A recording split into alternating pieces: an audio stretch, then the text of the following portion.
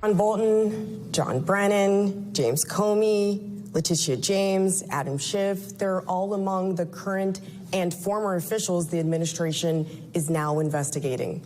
Does the president have an enemies list? No, not at all. I think the president has a view that we should enforce the law, and if people broke the law, then of course they should face some prosecution for doing so. Vice President J.D. Vance dismissing the notion President Trump might have an enemies list days after the FBI searched the home and office of John Bolton, of course, an outspoken Trump critic and former national security advisor. Joining me now, Ty Cobb, former White House counsel during the first Trump administration. He told NPR he locked his door when he first heard about the Bolton raid. Ty, welcome back to the broadcast. It's good to have you here. Can I ask why you locked your door?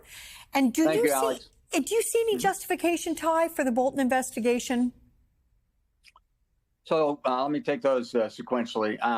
So I was flippantly responding to that. I actually didn't lock my door, but it definitely got my attention. And yes, I mean, the problem is for Bolton, like many people in the, higher echelons of government, he had access to a bunch of classified information, and he had a dispute with the prior administration over that. They didn't approve the release of his book. He had to sue to enforce the process to get it released. The judge actually who permitted the release made a finding that Bolton had likely misused classified information, and still permitted the release, though. So we don't really know what they went after Bolton for or what they found, but because of his access and because of the prior finding of the court, there's reason that he should be cautious, be concerned, and certainly proceed here with a lawyer. I do think we'll see that case flail. I don't think there's going to be an ultimate prosecution, but you never know. Is there a likelihood that what they're looking for exceeds that which was put in the book? It's possible, sure. We don't know because we don't have access to the complaint that was filed that the magistrate relied upon, the affidavit that was filed that the magistrate relied upon in issuing the search warrant. Until we do, which we won't, if he's not indicted, we'll never know. What about the fate of Lisa Cook, of course, the Federal Reserve Board member that Trump's trying to fire? It certainly remains up in the air after her court hearing yesterday. President Trump also revoked Secret Service protection for former Vice President Kamala Harris. Look, Trump says he will go after former President Biden's advisors, calling them, quote, evil people. And Trump supporters, including Megyn Kelly, say they're okay with his apparent retribution. She adds his political enemies, quote, have to suffer. Ty, you had exposure to Trump as president before. What is the difference now?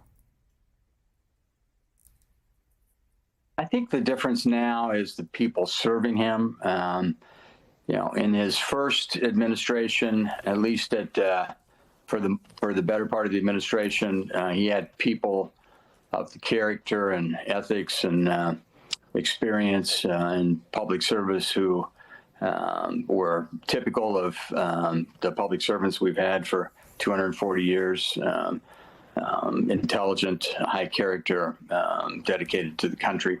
Here we have a bunch of people who, are dedicated to Trump. It was sort of shocking to see Pam Bondi in the Great Hall of Justice pledge her fealty and that of her department to Trump early in the administration.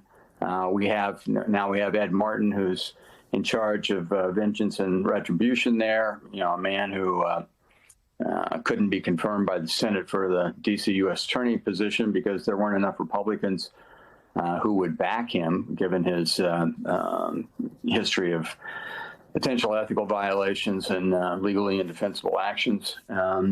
So I think you have people in this administration. It's been populated with sycophants and, people who are there to serve Trump and his whims. He's definitely about control, and he's got control. So you're saying that in the first term, he had people around him who were able to pull him back from his instincts and say, no, you can't do that, Mr. President. And now he doesn't? I think that and the fact that they've had 4 years to plan the havoc that they're going to wreak and that they are currently wreaking.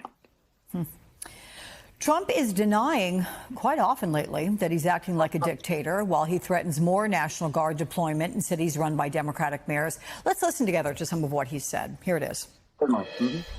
They say, we don't need him. Freedom, freedom. He's a dictator. He's a dictator.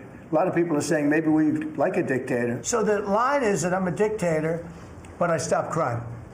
So a lot of people say, if that's the case, I'd rather have a dictator. I would have the right to do anything I want to do. I'm the president of the United States. If I think our country's in danger, and it is in danger in these cities, I can do it. How do you interpret this, Ty? Are there a lot of people out there saying, yeah, maybe we like a dictator? Really? I don't hear that anywhere. No. I see a great deal of sadness around the country and actually around the world. And I have a lot of friends abroad who are just very puzzled as to what's happened to the United States. Very sad about how diminished we've become, and the fact that we're no longer the shining light on the hill. Do you think, Ty, that he will lose in the courts when it comes to his deployment of the National Guard in various cities around the country? Reportedly, Chicago is up next. I think it's a very interesting legal question. He frankly doesn't have that power, but he's asserting it. D.C. is different because it's federally controlled. Mm-hmm. I think in those cities, he will provoke some sort of emergency, or use it pretextually, as he recently did in the tariff case, where the D.C. Court of Appeal, or the Circuit Court of Appeals, overruled his use of the IEPA statute because of his pretextual use of an emergency, and the fact, of course, that the statute has nothing to do with tariffs. So I think you're going to see the courts grapple with that. I think it's going to be likely that he won't be able to do it without some actual real emergency. But, so many things have happened in the past 8 months that have been so shocking that you can't predict anymore. Is there anything that you haven't seen Trump do yet that you worry he may try? We haven't seen him stop an election yet. Yeah. That's sobering. Leave that there. Let everyone ponder what you just said. Ty Cobb, come see me again. Thank you so much for your candor and expertise. Thank you much. Thank you.